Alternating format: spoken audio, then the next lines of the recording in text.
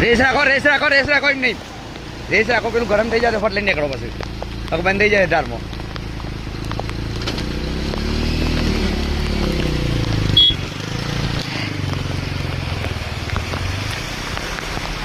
જય માતાજી જય રોમાપીર તો ફૂકડો હતી જ પેલી સાઈડ ઝીંઝવા વર્ધી લઈને આવ્યો તો અનોડિયા પુલ ઉપર